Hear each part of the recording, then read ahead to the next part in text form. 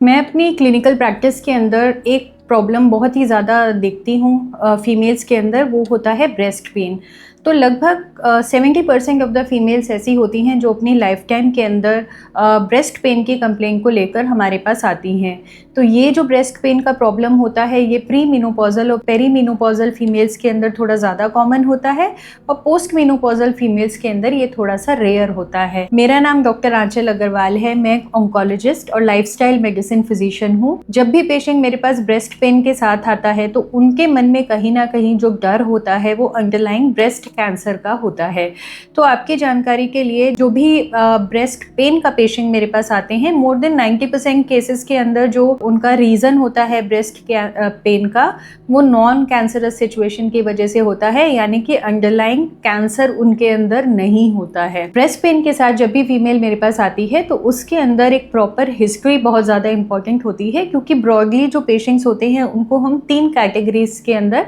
Categorise करते हैं। सबसे पहला जो more than 2/3 of the females के अंदर देखा जाता है ब्रेस्ट कैंसर का जो रीज़न है वो होता है साइक्लिकल ब्रेस्ट पेन, यानी कि जिसकी एसोसिएशन उनके पीरियड्स के साथ होती है। जब पीरियड्स आने वाले होते हैं उस समय पर जो पेन है ब्रेस्ट पेन वो थोड़ा ज़्यादा बढ़ जाता है और पीरियड्स ख़त्म होने के बाद जो ब्रेस्ट पेन है वो अपने आप सबसाइड हो जाता है। तो लगभग 2/3 ऑफ द केसेस के अंदर जो मेन रीज़न होता है ब्रेस्ट पेन का वो साइक्लिकल मेस्टैल्जिया, यानी आपके पीरियड्स के साथ एसोसिएशन उसकी होती है और इसका जो रीज़न होता है मोस्टली हार्मोनल होता है और ये बेसिकली अपने आप रिजॉल्व कर जाता है। अब जो दूसरे तरह के यानी 1/3 जो केसेस होते हैं उसके अंदर जो ब्रेस्ट पेन है वो नॉन साइक्लिकल होता है, यानी कि उसकी एसोसिएशन आपके पीरियड्स के साथ नहीं होती है और मोस्टली जो उसका रीज़न होता है अंडरलाइंग आपके ब्रेस्ट के अंदर कई बार सिस्ट होती है, फाइब्रोएडेनोमास होते हैं, फाइब्रोएडेनोसिस होता है, कई बार किसी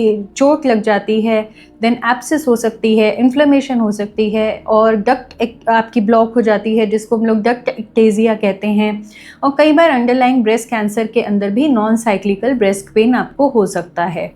उसके बाद जो तीसरी कैटेगरी है जो कि रेयरली हम लोग देखते हैं, वो उसके अंदर जो ब्रेस्ट पेन का रीज़न है वो एक्स्ट्रा मेमोरी कॉजेज़ की वजह से होता है, यानी कि ब्रेस्ट के अंदर पर से कोई प्रॉब्लम नहीं होती है जिसकी वजह से पेन होता है, बट समटाइम्स कोई मस्कुलोस्केलेटल रीज़न हो सकता है, कई बार कोई कार्डियक इश्यूज़ हो सकता है, अंडरलाइंग लंग के अंदर कोई प्रॉब्लम हो सकती है या ऐसा कोई और रीज़न हो सकता है जहाँ से रेफर्ड पेन हमारी ब्रेस्ट के अंदर हो रहा होता है। तो इसीलिए पेशेंट की हिस्ट्री बहुत ही ज़्यादा इंपॉर्टेंट होती है। अब जब भी हमने हिस्ट्री ले ली, पेशेंट को कैटेगराइज कर लिया है, अब depending on their age group, patient अगर 30 इयर्स के नीचे होता है तो यूजली प्रेफर्ड मोडालिटी उसके अंदर अल्ट्रासाउंड होती है। 30 to 40 इयर्स का फीमेल है और अगर मुझे कैंसर का सस्पिशन नहीं होता है तो उसके अंदर भी मैं अल्ट्रासाउंड ब्रेस्ट ही पेशेंट को एडवाइस करती हूँ या सोनोमैमोग्राफी जिसको हम लोग बोलते हैं। लेकिन अगर अंडरलाइंग आपका जो भी आप प्रॉब्लम के ब्रेस्ट पेन के साथ आए हैं और हमको एग्जामिन करने पर ऐसा कोई लंप मिल रहा है जो कि इर्रेगुलर है या जो सस्पिशियस है, हार्ड है, तो उस केस के अंदर हम लोग सीधा ही मैमोग्राफी कराते हैं, आपका चाहे कोई भी एज ग्रुप हो। 40 साल के ऊपर फीमेल अगर ब्रेस्ट पेन के साथ आती हैं तो यूजली अगर उन्होंने स्क्रीनिंग मैमोग्राफी कभी नहीं कराई होती है तो उनके अंदर स्ट्रेट अवे हम लोग मैमोग्राफी टेस्ट रिकमेंड करते हैं। उसके बाद जो जनरल मेजर्स होते हैं, यानी कि उसको मैनेजमेंट हम लोग कैसे करते हैं, तो थोड़े से ऐसे फैक्टर्स होते हैं जो कि लाइफस्टाइल रिलेटेड होते हैं और कई बार जो कुछ केसेस होते हैं उसके अंदर हमको कुछ मेडिसिन देने की भी ज़रूरत पड़ती है। तो लाइफस्टाइल मेजर्स के अंदर जो सबसे इम्पॉर्टेंट होता है, बहुत सारी फीमेल जो होती हैं और ऐसा रिसर्च के अंदर भी पाया गया है कि अप्रॉक्सीमेटली जो 70% के ऊपर जो फीमेल्स होती हैं वो इल फिटेड ब्रास पहनती हैं, यानी कि उनकी ब्रा जो होती है वो अप्रोप्रिएट साइज़ की नहीं होती है और जिसकी वजह से ब्रेस्ट पेन जो है वो अपने लाइफ टाइम के अंदर फील करते हैं। तो इसीलिए प्रॉपर साइज़ की वेल फिटेड ब्रा को पहनना बहुत ज़्यादा ज़रूरी है। तो this is the first thing which I check when a patient comes to me with mastalgia. उसके बाद दूसरा है yoga and meditation also helps in reducing the breast pain. तीसरा है अगर आप ओवरवेट हैं तो आपको 150 मिनट्स का मॉडरेट इंटेंसिटी वर्कआउट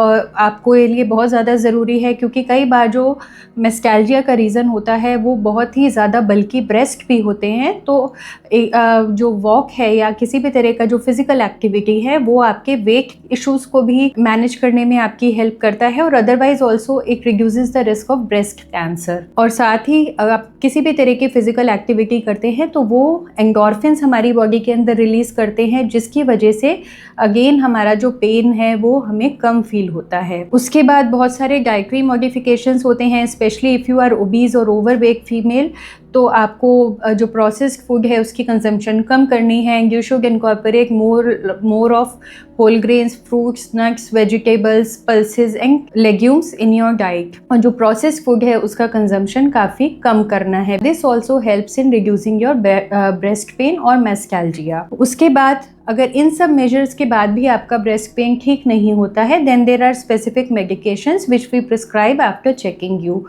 तो ब्रेस्ट पेन का ग्रॉसली अगर हम देखते हैं तो जो कॉज होता है वो अंडरलाइंग ब्रेस्ट कैंसर नहीं होता है, लेकिन तब भी आपको प्रॉपरली अपने आप को चेक कराना है, बिकॉज हर ब्रेस्ट पेन का जैसे कि रीज़न अंडरलाइंग कैंसर नहीं होता है, लेकिन उसको आपको खुद मैनेज नहीं करना चाहिए। Whatever the problem is, you should try to work on that. तो बेसिकली ब्रेस्ट पेन अगर आपको है और आप किसी भी एज ग्रुप के अंदर आते हैं तो आपको घबराना नहीं है। अपने पास कोई भी डॉक्टर है, गायनेकोलॉजिस्ट है या ऑन्कोलॉजिस्ट है, एक बार जाकर प्रॉपरली अपनी हिस्ट्री करानी है, चेकअप कराना है, और फिर जो भी डॉक्टर आपका रिकमेंड करता है, अगर कोई टेस्ट रिकमेंड करते हैं तो वो कराना है, कोई लाइफस्टाइल मेजर्स आपका रिकमेंड करते हैं तो उसको फॉलो करने से कई बार जो ब्रेस्ट पेन है वो ऑटोमेटिकली आपका सबसाइड कर जाता है। लेकिन अगर ऐसा कोई सस्पिशन आपके डॉक्टर आपको बोलते हैं कि आपके अंदर ब्रेस्ट कैंसर का कोई रिस्क है या ऐसा कोई सस्पिशन उनको है, तो उसको फर्दर हमको प्रॉपरली